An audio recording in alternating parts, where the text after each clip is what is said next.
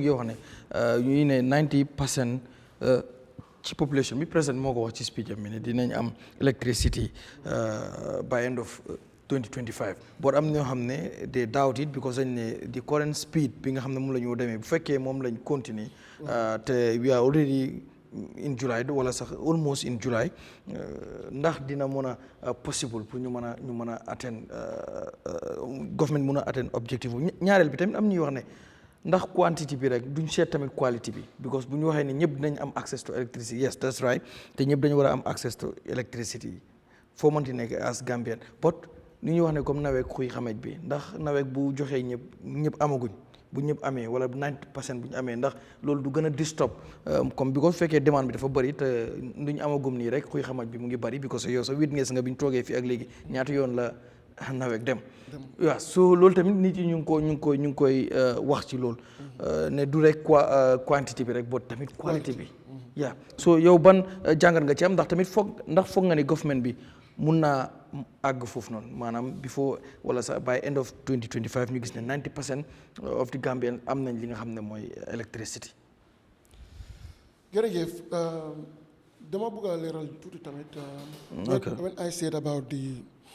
unemployment or government mënut a joxe 100% or 50% or half of employment to its citizens. Wow, so the evidence at hand here is like the highest country that gives employment to its citizens is Qatar. Yes, 88%. All right, 88%. Well, the reasons for that is these high rates indicates that the vast majority of Qatar's populations is actively engaged in the workplace. Understand? So Qatar,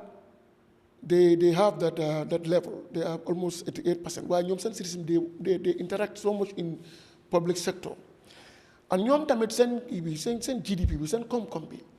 seen source of resources seen sources so ko xayma we all know it cannot be compared with most of these countries like Gambia. Why apart from that, in African context here, we will see Tanzania also and Madagascar compared to their populations and stuff like that. But when you also see certain countries like South Africa, the biggest economies, they only have 34%. You have Djibouti that have 25%. Eswatini that have 34%. So that is it. That's my baseline. Okay. Why I say that. So to come to your question, okay, medium ko manika wala kon. Maninkol ko keba miya dafan la munkola atele akulu nyalong. Kurango bitaka nyama aning capacity li bitaka nyola. Expansion is going with the capacity. Rero imang zafo ko ninga gibe commande demanding nawe ke dulale upon salaji yang. For modernizations, station of Mialong to modernize electricity to make so Kurango not only Kurango but make so to standardize the electricity supply network. To make so to strengthen the capacity to make so to strengthen the network. Your power plant on low jabang. Purkaje ko Kurango kana ke Kurango but the higher voltage the Kurango la voltage ay lafa and Kurango la kuntung ay ke kudimi alon ka stop because you know Gambia the problem that we have was distribution and transmission problem. The generation capacity is there, but the problem was distribution and transmission. It can mean generate. Genaka fudeka some of them evaporate from your corner because of the poor infrastructure and the poor network and the cables. So never can I wallet that are better than ka modernize and in finance network data coming for example, Niba Musalamwe, near telephone company or low. Yes, mobile or sang, yes, SIM card or sang. But network come better. Munalbe nyo melano. I think nyo melano. So now narasa network wala natika betandi kajeko kurango nabita ani voltage mialon ko quality anu eta nyola. ikanyi min fana foden electric power cut min kake wadni wadi ko fa dele wala bala ngaje no bin nawe ke wudla yele kar flasa ba commando wo man rakeri ndum bala ngaje le of recent jambur min kala jambur mol ka wil don kata ka jambur ka sola panel ta ke ka filol kuntu kabiro keda ngaje ko electric supply on nati electricity supply ken so nyimu ko di mi yalla ko banku dingol fonction daji ko fali maji ay tol batandi bi afla e ko bodula jama bi ay batandi so ban ngalon ko nawe ke mi fo ya ko indi la press conference photo ko yalbe soto la ñu wato ko baaw yena dula la tinya bari ba kata kan engineer be kata kan la technician be kata kan ka fix so na fixta mo be mi ko la min ko be bola ko le bari ñi expansion mi be caring be ko ngol expand kan be anin quality le bitaka ñola anim fanang time fanang president wa fanyam jeni ba fa ko December 2025 90% of population of this country electrified anim fanang fa fanang ko in fact price of electricity will go down because membe kere wala solar power plant be lo la jambur e be dola lo kanko de ñena dola lo la farafeñe because bidin fon process ñon kere sa be contrat ko award la jara soma an farafeñe mi yalla ko faram be the same capacity over jara soma tabi 50% jambur mo only to it 33 if I'm right but jara soma will go up to 50. So what are you know to bring in renewable energy on the generation capacity of electricity. If I go saying ning renewable energy be care wala so la be contribute kan abe dépense talala le. Na dépense talala ko from be talala. Because generation capacity ni mi yalla ko heavy fuel le ka use ani ngi maximum bal mi yalla ko ila joramul da koleta den fay tarifo la fa bari bi ni nara renewable energy la ngaje ko krongo bina kan no adung algere ko amang kolea den by force fa gi so Gambia kata wolto Gambia bitaka wolato you know president barola development o pour ka soutenir molie wala mo another as a proactive base not reactive base problème o ayas lonne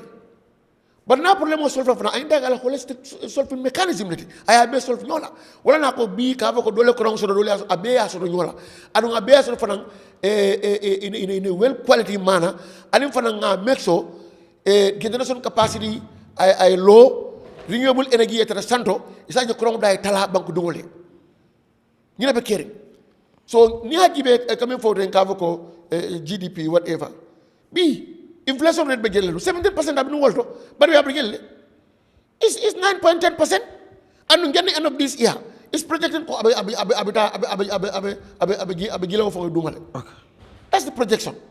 so ñimbem ko mi yalon ko to ñalam ni be ende alfal gin ngal mel ko wol man digits long imang ngi number long yes it's good that you have mo le min 40 ka ko inflation rate this and that but they want to tally it with the market value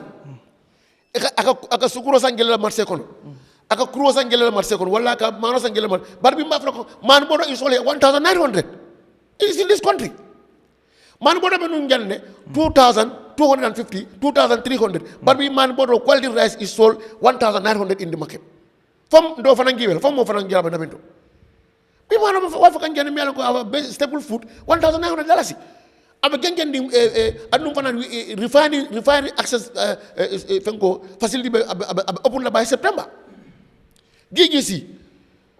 tulo min tiyo min kab bojang aka findi bantala now they want to make it as a finished product you get rehabilitated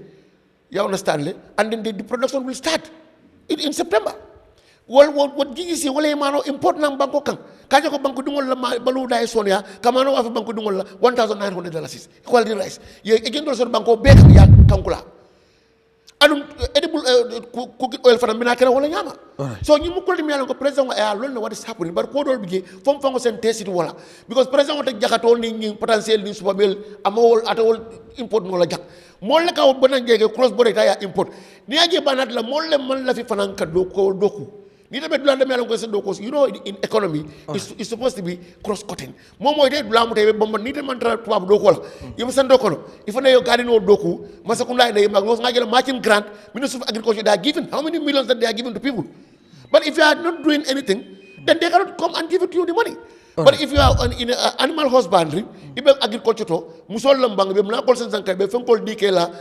storage facility local hani individuals ibe sa jol dikela ye malandi ike kodol dila as a matching grant millions. But so momo ya gibe ni taman ratwa bloko le min ite bamba woto ye woto muta masa kunda bine tarala gele ye makoy but ni ba siring iman tra kuto aba kolela pour moy na ay fendi la de. So I think that's my contribution for now. All right.